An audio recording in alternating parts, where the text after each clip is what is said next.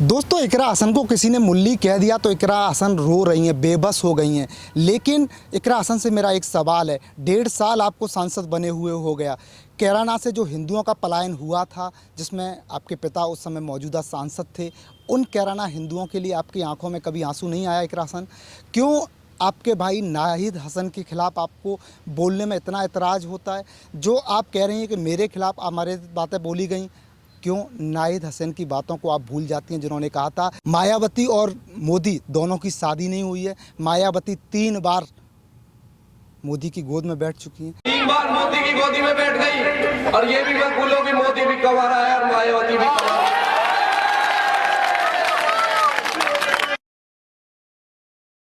तो 3 बार मोदी की गोदी में बैठ गई, और ये भी मैं बोलूं कि मोदी भी कवारा है और मायावती भी कवारा है। ये आपके भाई नाहिद हसन के बयान थे इकरा हसन। क्यों आप इन बातों को भूल जाती हैं? क्यों इन बातों को आप आगे नहीं करते हैं? मैंने अनुपम जी ने एक खास रिपोर्ट आप लोगों के लिए तैयार की है, कैसे ये परिवार कैराना में आज भी जाना जाता है। क्या इस परिवार के कैराना में अनुपम जी किससे रहे हैं? पहले मुझे मुल्ली कहा गया, मुझे आतंकवादी कहा गया, मेरे बाप तक को गाली दी गई, मेरे भाई को कहा गया। मेरे पास जो जानकारी है, उन्होंने कहा, पूर्व सांसद प्रदीप चौधरी के खिलाफ उन्होंने ये बात कही। उन्होंने कहा कि उन्हें मुल्ली कहा, आतंकवादी जैसे शब्दों का उनके खिलाफ इस्तेमाल किया गया। और ये उन्होंने आरोप किसके खिलाफ लगाया? पूर्व सांसद प्रदीप चौधरी के खिलाफ, जो बीजेपी से हैं। और आपको पता है कि बीजेपी के होते हुए भी उनके खिलाफ पुलिस ने कार्रवाई की थी, प्रदीप चौधरी के खिलाफ। आप जानते हैं ये बात? वो जिस मामले का जिक्र कर रही थी, अपने आंसू दिखा रही थी, उस मामले में ऑलरेडी पुलिस ने कार्रवाई कर दी है। पुलिस कार्रवाई कर चुकी है उस पर। तो ऐसे रोने की नौबत क्या आ गई? क्योंकि इसका पॉलिटिकल फ़ायदा या इसमें पॉलिटिकल माइलेज तभी लिया जा सकता है जब आंखों से आंसू निकले। आंखों से आंसू निकले। उनके परिवार ने, कई ऐसे लोग जो सामान्य घरों से आते हैं, उनको दंगाई कहा।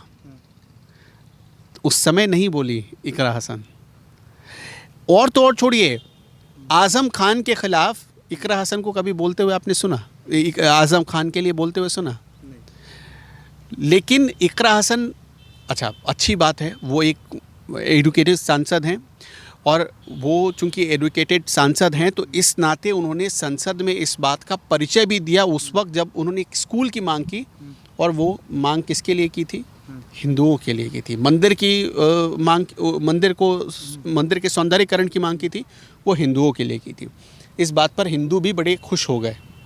लेकिन उन्होंने ऐसे वक्त पर एक नैरेटिव वाला पासा फेंका जो सीधा सीधा उनको फ़ायदा पहुंचाता था और उनके विरोधी की छवि नुकसान कर रहा था। इसीलिए हम ये कह रहे हैं कि महिलाओं के आंसू जल्दी दिख जाते। और उसके बाद देखिए क्या धड़ाधड़ वायरल किया गया उसको, क्या खूबसूरत वायरल हुआ।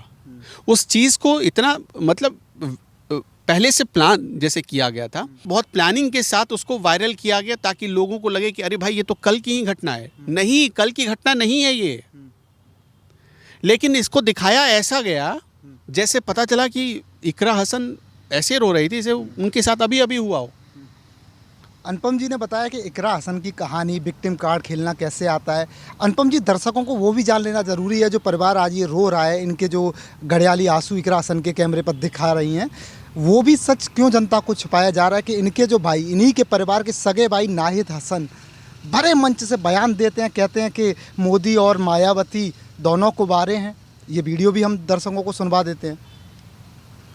आप इस परिवार का देखिए, मैं इकरा हसन पर कोई भी ऐसी बात नहीं कहना चाहता हूँ। मैं उनका मतलब आपको ख़ास तौर पर बताना चाहता हूँ, इकरा हसन के बारे में जिस दिन मैंने ये जाना कि हाँ, एक पढ़ी लिखी लड़की सांसद बन गई, एक तो मुझे ऐसा लगा कि बहुत अच्छा हो सकता है राजनीति के लिए, ये इस वक्त की ज़रूरत है। इकरा हसन के पहले वाले तेवर देखिए, जब वो सांसद का चुनाव लड़ रही थी, सांसद बनी, उसके 1 साल के भीतर उनका क्या तेवर था। हर तरफ वो छाई होती थी, हर तरफ लोग चर्चा करते थे। और जब भी राजनीति में पढ़े लिखे लोग आते हैं, समझदार लोग आते हैं, तो उनका इसी तरह स्वागत होना चाहिए। इकरा हसन जिस स्वागत को डिज़र्व करती थी, वो स्वागत उनको मिला, और दलीय परंपराओं से ऊपर उठकर मिला। किसी ने ये नहीं देखा कि ये समाजवादी पार्टी की हैं, भाजपा ही तारीफ़ नहीं करेंगे। नहीं, ऐसा नहीं हुआ। चूँकि उनमें एक ऐसी लड़की देखी जो पढ़ लिख कर आई थी, विदेश से आई थी और भारतीय लोकतंत्र को और मजबूत बनाने के कुछ आइडियाज़ लेकर आई थी। तो इसलिए इकरा हसन को प्रमोट किया गया, तारीफ़ हुई। मैंने बताया दलीय आधार से ऊपर उठकर तारीफ़ हुई, लेकिन उनका मुंह उस कभी भी अपने भाई के खिलाफ नहीं खुला। जो भाई खुलेआम किसी मंच से हिंदुओं को टारगेट करते हों, भड़काने वाले बयान देते हों, नहीं खुला। अपने पिता, मैं पूछना चाहता हूँ, जहाँ की ये रहने वाली हैं, उस कैराना से लोग जब पलायन कर रहे थे तब ये कहाँ थी? तब क्यों नहीं इनको समझ में आया? तब क्यों नहीं इस तरह के घड़ियाली आंसू निकले इनकी आंखों से निकले? जब मैं ये बात कहता हूँ तब इस बात का बिल्कुल भी वकालत नहीं करता। अगर कोई भी किसी महिला के खिलाफ कोई अमर्यादित टिप्पणी करता है, उसको कानून में जो सज़ा लिखी है वही सज़ा मिलनी चाहिए, उसमें 1% कमी नहीं होनी चाहिए। तो मैं इस बात का हमेशा पक्षधर रहा हूँ। लेकिन इकरा हसन जब ये खड़े होकर अपने लिए न्याय मांगती हैं तो वो सिर्फ एक व्यक्ति नहीं है, इकरा हसन सांसद है, वो पूरे इलाके का प्रतिनिधित्व करती हैं। तो उस इलाके में जब हिंदुओं के ख़िलाफ़ उन्हीं के परिवार के लोगों ने जहर बोया तो उसके ख़िलाफ़ भी उनको बोलना चाहिए। उनके पिता का बोया हुआ जहर क्यों आज काटा जा रहा है?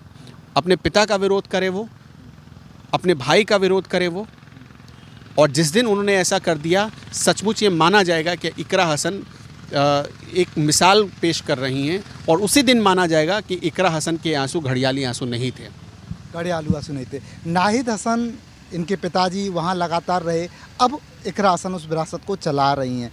बार बार रोज़ाना आपको याद होगा, हर महीने, अगर दर्शक भी इस चीज़ को पैमाने पर नापेंगे तो कहीं ना कहीं सच साबित होगी, हर महीने इकरा हसन को लेकर कोई ना कोई नैरेटिव फैलाया जाता है, विक्टिम कार्ड खेला जाता है। अभी 4 दिन पहले वहाँ बरेली के दंगाइयों से इकरा हसन मिलने जा रही थी, उससे पहले आपने देखा उत्तराखंड के कोई माँ से शादी के लिए बात कर देते हैं। यानी आप अनुपम जी खुद गौर करेंगे, दर्शक समझेंगे तो समझ आ जाएगा कैसे इकरा हसन जानती हैं कि कैसे नैरेटिव सेट करना है, कैसे मीडिया में माइलेज देना है।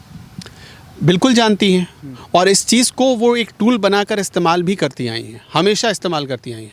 उनको पता था कि उस दिन संसद में मंदिर की बात उठाने से उनको एक पॉलिटिकल माइलेज मिल सकता है, वो उन्होंने उठाया। और आपको पता नहीं ये जानकारी हो या नहीं हो, दिल पर पत्थर रख कर उठाया। इकरा हसन से मैं एक बात पूछना चाहता हूँ, क्या डिम्पल यादव महिला नहीं है? जिस दिन एक मौलाना ने डिम्पल यादव पर एक अमर्यादित टिप्पणी की, उस दिन आप कहाँ थी? क्या आपके आंसू निकले उस दिन? डिम्पल यादव भी एक महिला थी। समाजवादी पार्टी वो खून का घूंट क्यों पी गई? क्यों नहीं किया कुछ? क्यों नहीं कहा कुछ? आज़म खान क्या मुसलमान नहीं है? बरेली में तौकीर रज़ा से मिलने के लिए आप बैरिकेड पर चढ़ जाती हो, आप बैरिकेड तोड़ने पर उतर आती हो, पुलिस से टकरा जाती हो। तो आज़म खान तौकीर रज़ा से बड़े हैं या छोटे हैं?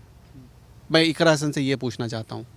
मैं ये पूछना चाहता हूँ कि अगर आप ये कहती हैं कि कैराने से कभी पलायन नहीं हुआ, दीवार पर नहीं लिखे गए ये मकान बिकाऊ हैं, तो आप उस परिवार को कैमरे के सामने ले आइए, आप उस परिवार के साथ बैठकर भोजन क्यों नहीं करती हैं? आप भी एक मिसाल कायम कर दीजिए। आज आप जाइए, लेकिन वो नहीं करेंगी, इसलिए कि इसकी इजाज़त ना तो उनके मुखिया देंगे, उनके 2 मुखिया हैं, एक परिवार में मुखिया हैं भाई, और दूसरे मुखिया अखिलेश यादव हैं। दोनों मुखिया का उनको परमिशन नहीं मिलेगा। 2 किलोमीटर की दूरी बताई और जाती है। ईमानदारी से आपको बता रहा हूँ, जिस दिन इकरा हसन अपने दिल की सुनेंगी, उस दिन वो खुद अपने भाई का विरोध करेंगी, वो खुद नाहिद हसन का विरोध करेंगी, तौकीर रज़ा का विरोध करेंगी, हो सकता है अखिलेश यादव का भी विरोध करने लगे। लेकिन वो सिर्फ धार्मिक चश्मे से सारी बातों को देख रही हैं, सारी बातों को परोस रही हैं। और किस बात का रोना, किस बात के आंसू दिखाना? जिस सांसद के खिलाफ कार्रवाई हो गई, आप एक बार शिकायत करती, कानून है उसमें लिखा गया है कि आप अगर किसी महिला के खिलाफ कोई अगर अमर्यादित टिप्पणी करता है उसको सज़ा होगी। आप जाइए तो पुलिस के पास, कह रही है मेरा खून खींच लो, मार दो मुझे। बताओ, इतने सारे लोगों ने आप जीती, उसमें भी प्यार मिला, अब भी प्यार मिल रहा है आपको, इतना सारा समर्थन मिल रहा है, इससे ज़्यादा क्या चाहिए आपको? आप सोच कर देखिए संदीप, मुझे ऐसा लगता है कि कैराना में जो मृगांका सिंह को मिलना चाहिए था, उससे ज़्यादा बढ़कर मिला इकरा हसन को। और हिंदुओं ने भी दिया, मुसलमानों ने भी दिया। धार्मिक चश्मे से बिना देखे दिया, क्योंकि उनको भी लगा कि भाई एक पढ़ा लिखा सांसद आया हमारे इलाके में तो कुछ अच्छा सोचेगा। इकरा हसन ने अपने शुरुआती दिनों में दिखाया इस चीज़ को दिखाया, लेकिन बाद में शायद उनको आला कमान से कुछ मिल गया हो निर्देश, या अपने परिवार से कुछ निर्देश मिल गया हो। आजकल बात बात पर फतवा भी जारी हो जाता है, क्या पता इकरा हसन के ख़िलाफ़ फतवा जारी हो जाए। मैं वही बात पूछना चाहता हूँ कि आपके आंसू उस दिन वैलिड हो जाते जिस दिन आप डिम्पल यादव के लिए भी रोती, आपके आंसू उस दिन वैलिड हो जाते जिस दिन आप मुजफ्फरनगर दंगा पीड़ित लड़की के परिवार वालों से मिलती, उनके भी आंसू पूछती।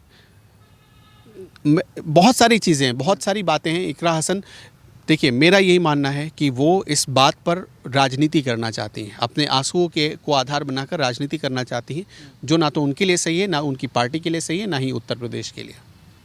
दोस्तों मेरा एक सवाल है, हो सके तो इसे इकरा हसन तक ज़रूर पहुंचा दीजिएगा। कैसे इकरा हसन अपने घड़ियाली आंसू दिखा रही हैं? देखिए मैं इकरा हसन आपसे एक सवाल पूछना चाहता हूं, आप उस दिन कहां चली गई थी जिस दिन कैराना से हिंदुओं का पलायन हो रहा था? एक बार तो कम से कम उन हिंदुओं के लिए रो लेती। अगर आपको अशब्द किसी ने बोल दिया तो आप ऐसे रोने लगी। क्या हुआ था जब हिंदू पलायन कैराना से कर रहे थे? आप ही के पिता सांसद थे, क्यों आप उन हिंदुओं की बात नहीं करती? क्यों नाहिद हसन आपके जो भाई हैं, जो हिंदुओं के खिलाफ लगातार कट्टरता के लिए जाने जाते थे, तमाम उन्होंने हिंदुओं पर अत्याचार किए, क्यों अपने भाई के लिए इकरा हसन आपका मुंह नहीं खुलता है?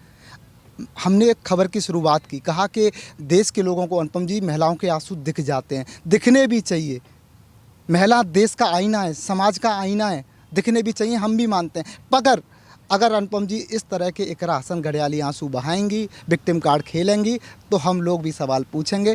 फैसला दर्शकों के ऊपर है। कमेंट बॉक्स आपका इंतज़ार कर रहा है। कमेंट बॉक्स में अपनी राय दीजिए, क्या इकरा हसन वास्तविक विक्टिम कार्ड खेल रही हैं या इनका ये राजनीतिक स्टैंड है?